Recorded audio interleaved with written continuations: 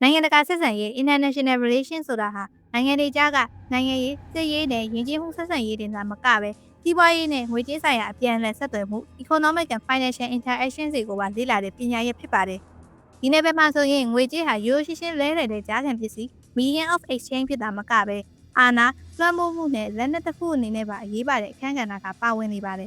။ယနေ့ခေတ်ကမ္ဘာကြီးမှာစစ်အင်အား hard power ဟာအရေးပါနေပေမဲ့စီးပွားရေးနဲ့ငွေကြေးဆိုင်ရာစွမ်းအား financial power ကနိုင်ငံတွေရဲ့မူဝါဒချမှတ်မှုနဲ့ပြုမှုတွေကိုပိုပိုထိရောက်စွာပြောင်းလဲနိုင်စွမ်းရှိပါတယ်။ဒေါ်လာ diplomacy လို့ခေါ်တဲ့အယူအဆဟာနိုင်ငံတွေကမိမိတို့ရဲ့နိုင်ငံခြားရေးမူဝါဒပန်းတိုင်တွေကိုအောင်မြင်ဖို့အတွက်စီးပွားရေးထောက်ပံ့မှုတွေရင်းနှီးမြှုပ်နှံမှုတွေဒါမှမဟုတ်ငွေကြေးပိတ်ဆို့အရေးယူမှုတွေကိုအသုံးပြုခြင်းကိုရည်ညွှန်းပါတယ်။အထူးသဖြင့်ကမ္ဘာလုံးဆိုင်ရာငွေကြေးလည်ပတ်မှုပုံပုံများပြားလာတဲ့ဒီခေတ်ကြီးမှာနိုင်ငံတွေဟာအခြားနိုင်ငံတွေရဲ့စီးပွားရေးလုံခြုံရေး economic security ကိုဘယ်လိုလွှမ်းမိုးနိုင်တယ်လ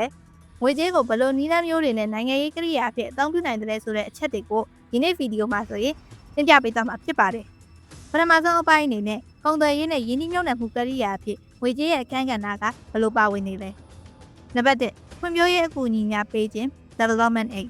ချမ်းသာတဲ့နိုင်ငံတွေကဆင်းရဲတဲ့နိုင်ငံတွေကိုငွေကြေးထောက်ပံ့မှုတွေ financial aid ကိုပေးခြင်းအပြင်အဲ့ဒီနိုင်ငံတွေရဲ့နိုင်ငံရေးဆုံးဖြတ်ချက်တွေပေါ်လွှမ်းမိုးမှုရယူလေးရှိပါတယ်။ဥပမာအားဖြင့်တရုတ်နိုင်ငံရဲ့ပတ်လန်းနဲ့လမ်းမကြီးစီမံကိန်း Belt and Road Initiative BRI ကနေတဆင့်အာဖရိကနဲ့အာရှနိုင်ငံများစွာကိုကြီးမားတဲ့ချေးငွေတွေပေးပြီးတော့သူတို့ရဲ့စိတ်ကမ်းတွေနဲ့အခြေခံအဆောက်အအုံတွေပေါ်မှာပိုင်ဆိုင်မှုဒါမှမဟုတ်ဩဇာလွှမ်းမိုးမှုရယူတာမျိုးဖြစ်ပါတယ်။နံပါတ်2နိုင်ငံခြားယင်းနှိမ့်မြှုပ်နှံမှု foreign direct investment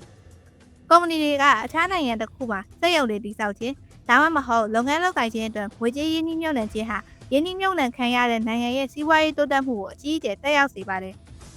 ဥပမာဂျပန်နဲ့တောင်ကိုရီးယားကုမ္ပဏီတွေကရှေ့တောင်အာရှနိုင်ငံတွေမှာစက်ရုံတွေတည်ဆောက်ခြင်းအပြင်ဒေသတွင်းအလုပ်ကိုင်ဖန်တီးပေးပြီးသူတို့ရဲ့ဩဇာကိုတည်ဆောက်တာမျိုးဖြစ်ပါတယ်။နံပါတ်3ကမ္ဘာငွေကြေးအဖွဲ့အစည်းများရဲ့အခန်းကဏ္ဍ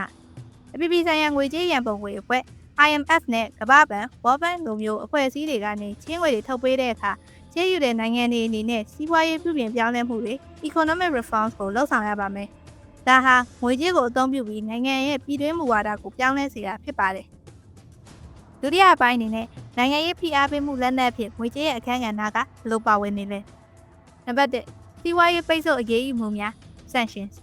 နိုင်ငံတစ်နိုင်ငံဒါမှမဟုတ်အဖွဲ့အစည်းကအခြားနိုင်ငံကိုနိုင်ငံရေးဒါမှမဟုတ်လုံခြုံရေးဆိုင်ရာအကြောင်းပြချက်တွေနဲ့ဗန်လုပ်ငန်းဝန်ဆောင်မှုကုန်သွယ်ရေးဒါမှမဟုတ်ငွေလွှဲပြောင်းမှုတွေကိုတားမြစ်ပိတ်ပင်တာမျိုးဖြစ်ပါတယ်။အဲ့ဒါဟာအရေးယူခံရတဲ့နိုင်ငံကိုအကြီးအကျယ်စီးပွားရေးအရနာကျင်စေတဲ့ hard power တစ်မျိုးဖြစ်ပါတယ်။ဥပမာအမေရိကန်ပြည်ထောင်စုကအီရန်နိုင်ငံကိုနျူကလ িয়ার အစီအစဉ်ကြောင့်ဒေါ်လာစနစ်နဲ့ချိတ်ဆက်ထားတဲ့ငွေကြေးလွှဲပြောင်းမှုတွေကိုပိတ်ဆို့ခဲ့တာမျိုးဖြစ်ပါတယ်။နံပါတ်2ငွေကြေးစနစ်ကိုလက်နက်အဖြစ်အသုံးပြုခြင်း weaponization of currency အမေရိကန်ဒေါ်လာဟာကမ္ဘာ့ရန်ငွေကြေး reserve currency ဖြစ်တာကြောင့်အမေရိကန်နိုင်ငံဟာနိုင်ငံတကာဘဏ်စနစ် Society for Worldwide Interbank Financial Telecommunication SWIFT ကိုလွှမ်းမိုးပြီးတော့ဒေါ်လာသုံးစွဲသူတွေကိုထိန်းချုပ်နိုင်ပါတယ်။ဥပမာယူကရိန်းကျူးကျော်မှုကြောင့်ရုရှားကိုကမ္ဘာ့ဘဏ်စနစ်ကနေဖယ်ရှားလိုက်တာမျိုးဖြစ်ပါတယ်။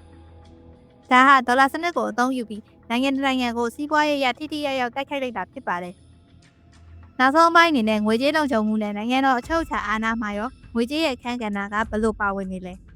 ။နံပါတ်1ငွေလဲတဲ့နှုန်းကိုထိန်းချုပ်ခြင်း exchange rate manipulation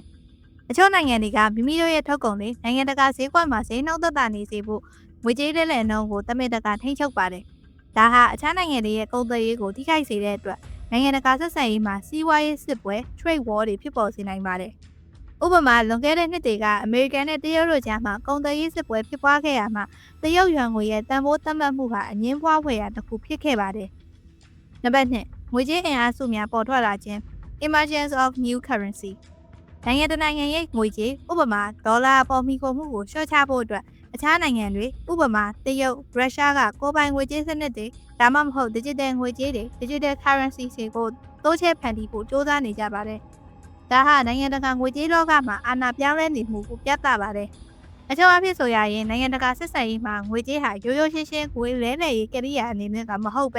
နိုင်ငံတွေရဲ့အာဏာလွှမ်းမိုးမှုနဲ့ဩဇာကိုတိုင်းတာတဲ့အဓိကသောချက်ဖြစ်ပါတယ်။ငွေကြေးကိုဖွံ့ဖြိုးရေးအကူအညီပေးခြင်းကနေစလို့စီးပွားရေးပိတ်ဆို့အရေးယူမှု sanction စေအထိလက်နက်အဖြစ်အသုံးပြုနိုင်ပါတယ်။အဲဒါကြောင့်မြန်မာနိုင်ငံလိုဖွံ့ဖြိုးဆဲနိုင်ငံတွေအနေနဲ့နိုင်ငံတကာဆက်ဆံရေးကိုလေ့လာရမှာ စစ်ရေးနိုင်ငံရေးတွေမကပဲကမ္ဘာငွေကြေးစည်းစိမ်မှုနဲ့နိုင်ငံခြားရင်းနှီးမြှုပ်နှံမှုတွေရဲ့အခန်းကဏ္ဍကိုပါအထူးဂရုပြုနားလည်ထားဖို့လိုအပ်ပါတယ်။ဒီနေ့ဗီဒီယိုကတော့ဒါတော့ပါပဲ။နောက်ပတ်တွေမှာလည်း personal finance, business နဲ့ economics နဲ့ပတ်သက်တဲ့အကြောင်းအရာတွေကို share လုပ်ပေးသွားမှာဖြစ်တာကြောင့်မနေ့ရက်ဆိုင်မြန်မာ channel ကို like and follow လုပ်ထားပေးကြပါဦးနော်။